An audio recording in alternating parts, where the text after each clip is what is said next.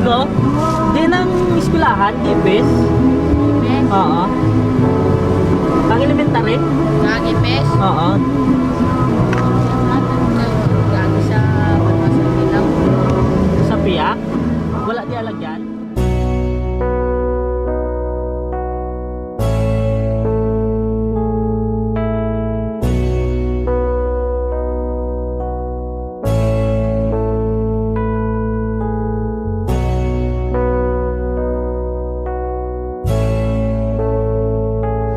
This school is called Gipis Elementary School, one of the most remote near school in the district of Manilao.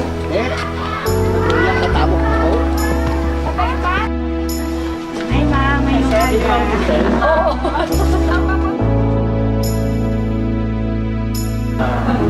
Gabalik-balik kami sa naguro.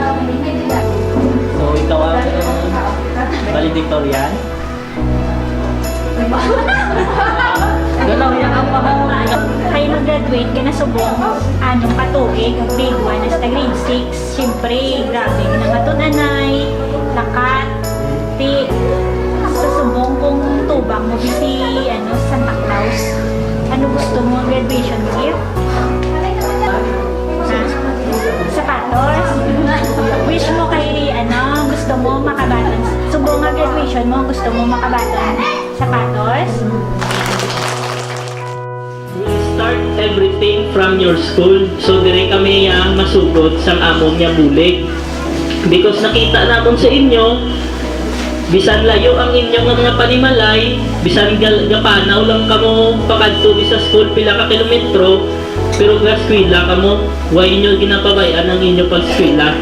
Which is dapat nyo gidimuon kag importante ginaas sa pagdako nyo.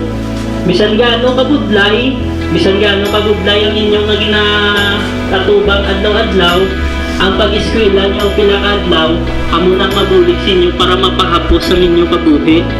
So subong lang na ang pangabudlay. Later on matapos nyo inyong pag-eskwela, dira na kamo magpakasadya.